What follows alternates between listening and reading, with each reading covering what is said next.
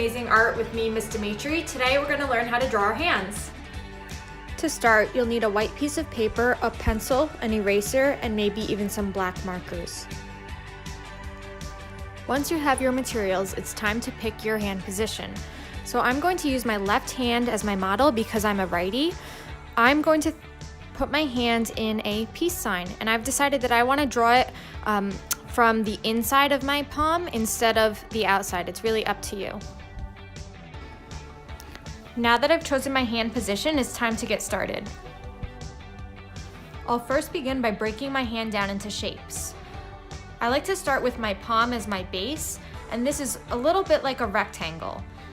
So I'm going to start in the center of my paper, and lightly, with my pencil on its side, I'm going to mark off a shorter rectangle. And I would say that it's a little bit taller than it is wide. Okay, now my wrist is going to be just 2 lines down, so like a thinner rectangle.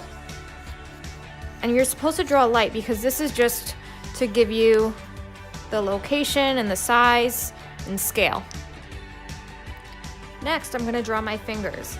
Now for my fingers, I like to break it down into 3 individual shapes.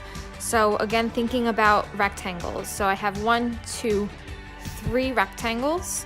You'll also notice that the length of your fingers are about the length of your palm. Sometimes they're a little bit longer, and sometimes they can be a little bit shorter. So mine are just about the same, but again, it just depends on who you are. And before I even start marking off the rectangles, I actually like to count 1, 2, 3, 4, and I'll evenly kind of just mark it. So 1, 2, so I'll just kind of adjust. 1, 2, 3, and 4, just to give you an idea. Of course, you're gonna adjust things as you go. The thumb we'll worry about in a little bit. So I'm gonna start with these 2 fingers because they are the easiest. All right, to start, I'm gonna measure the length of my fingers. I like to personally take my pencil and use that as a measuring tool. So I go from the base of where my finger meets my palm, and I'll just line it up and grab right at the top. And then I'm gonna go line it up to my base here, and then just put a tick mark, and that's my pointer finger. I'll do the same for my middle finger, and again, I'm gonna have them a little bit spaced out. Now, of course, you might say, well, why can't I just trace? Well, your fingers might not always be in this position. It might be in something more complex. Maybe you're putting the OK symbol, or you're making a sign language like M or something like that. So you really want to use your pencil as a measuring tool. Now that I have that marked off, I can also measure how long my 3 rectangles are to kind of give myself an idea here. So again, 1, just mark it off. 2, just mark it off. And I'll do the same thing with my middle finger. Just mark it off. All right. Now I can simply hold my hand out, and again, it's really important to continue looking back at your hand for a reference. And I'm gonna start from the top of my rectangle here of my palm, and I'm just gonna smooth, make a nice rectangle here. Then my second rectangle, and then the top. And of course, you can round out the top here of your finger because you will have a little bit of a round tip there. Now we will go back in and adjust, but this is just a starting point. So again, I'll go in here. It's kind of a little bit of a curved rectangle, I would say. And you'll notice I have my pencil on its side, and that really, using a loose wrist really helps with clean lines. And it's more of a sketch instead of a really tight final line. All right, now that I'm done with those 2 fingers, and again, we'll go back and adjust, I'm gonna start moving into these 2 fingers. Now these are gonna be a little bit harder because you're not going to see the whole thing. Now I like to look and say, you know what, my knuckle comes up a little bit up on my middle finger. So I'm gonna just mark off where the top of my knuckle is for my ring finger here.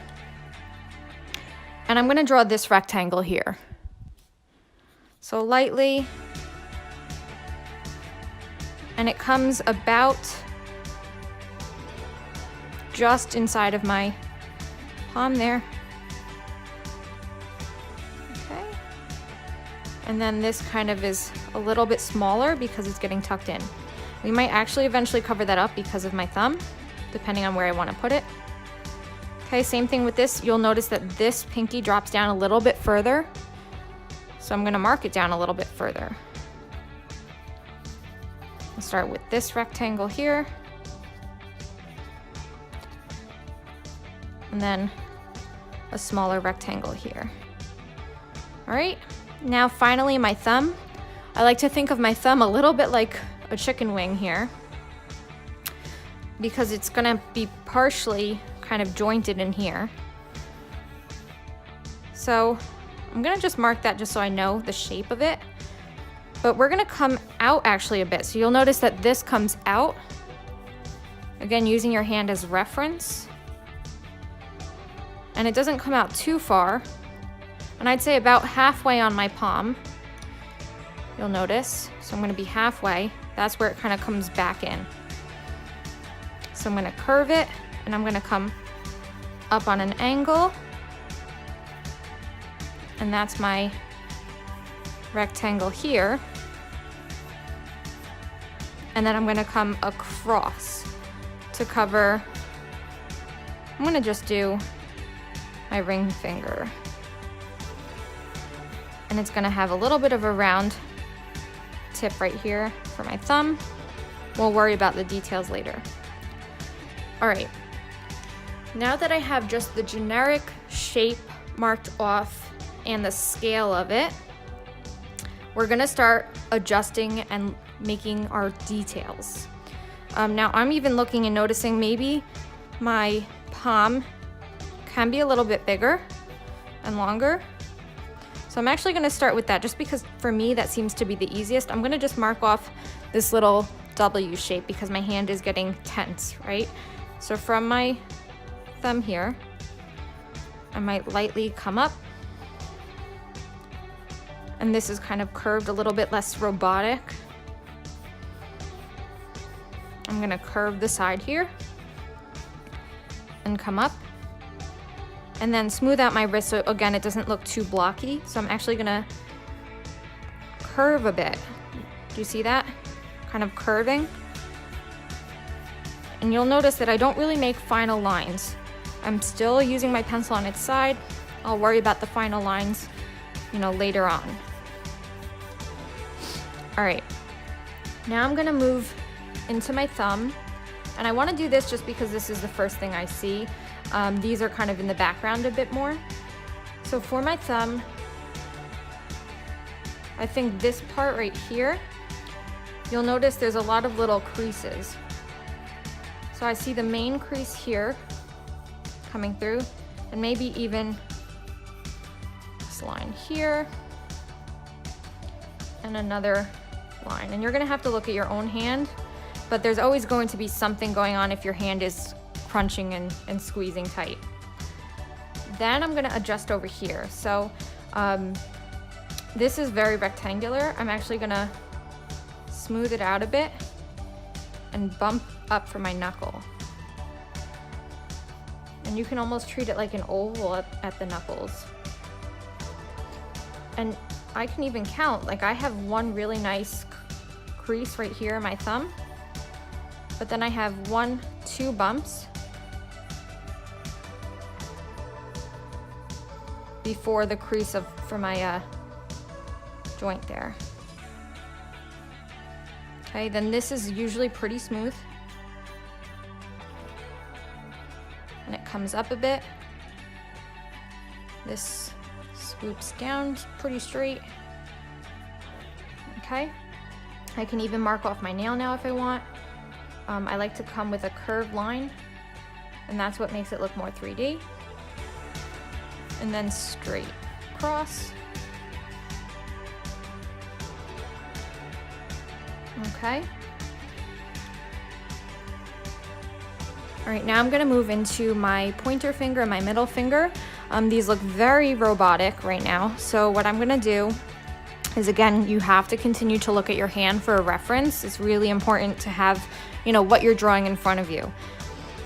So I'm gonna actually bring this part of the hand a little bit wider.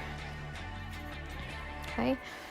And this top of my fingers right here, like the top of my palm where my fingers touch, it's a little bit round, just a bit. And I'm gonna actually have this come out a little bit bigger, make it a little bit thicker. And you'll notice that maybe at your joints, like I personally have a little bit of a bump going on at my joint. So I'm going to pop it out a bit, just a little bit at the joint here, where that line is that we made. And then I might add those little creases that you have on the inside.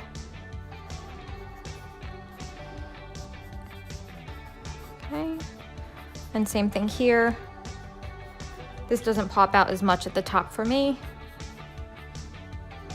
And I might just mark lightly. And this I do want to just round it out a little bit more. Okay.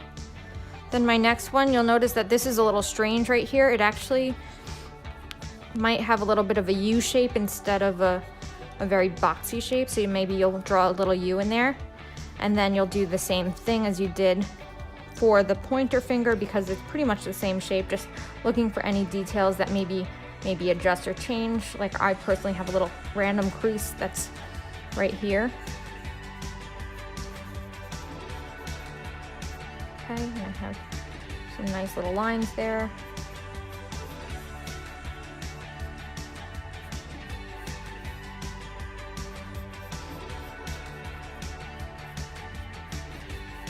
I'm gonna round out the top. Okay, now we're gonna move into the harder part, which is actually these two fingers, and anything that really jets forward or is shortened because of perspective is gonna be a little bit more difficult. So this I'm really going to adjust a lot, but this was just a starting point. So right now, looking at it, I think this I wanna move over just a bit, make it a little bit thicker.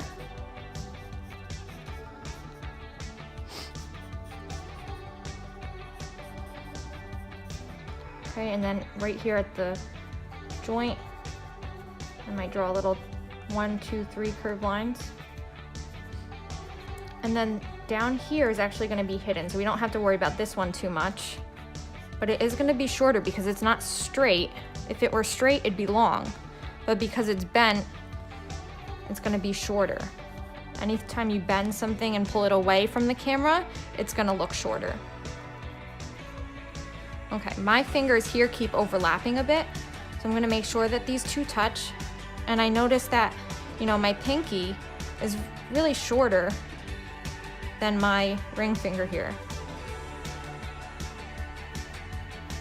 So I'm gonna curve out the top a bit. Maybe come out wide a bit. And that's this side of it. And then I can curve from here to make the top part. Maybe draw 1, 2, 3 lines over here. And then make this a little bit shorter. Okay. And now I can also add my nail, again making it curved, because your nails are not going to be very rectangular, but they have this curve right on the nail bed. And I'm going to come straight down. And then this one is actually going to be hidden, so you can see part of it. So I'm going to just do a light curve over there. Okay, and I'm going to look, and I see this little crease right here that I want to draw a little bit on the edge here. Little crease in there. All right, I'm going to double check if I'm missing anything, any details. I think over here I might have a little crease going on.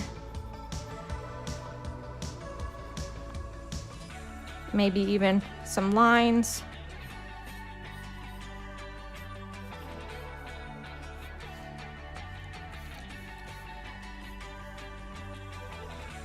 If you curve these lines, they really make it look more 3D and less flat.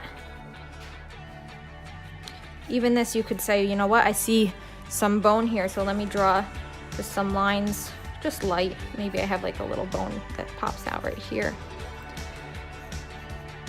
Okay, now if you're happy with it, it's up to you if you want to leave it with pencil or if you want to outline it with marker. I'm going to outline it with marker and then erase my extra pencil marks just to give it a more illustrative look. I can also possibly go back in with pencil to add shading and value, or even use black marker to do that through different shading techniques like stippling or cross hatching, things like that.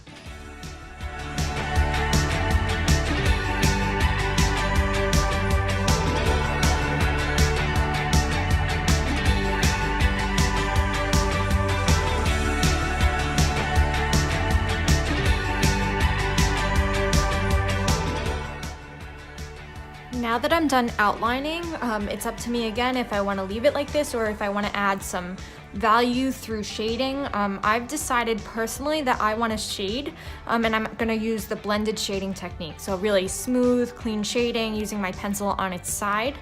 I like to first start by picking where I want my light source. So I've decided that my light source is going to be on the left side, meaning anything on the left will be light and anything on the right will be dark. And I don't like to go too dark, and it's always important to kind of stay on the lighter side because you can always make it darker. It's very hard if you make it too dark to go back in and lighten it up. Again, keeping my pencil on its side. And I'm gonna start first on the right side, which is the dark side of each individual finger, and work my way to light.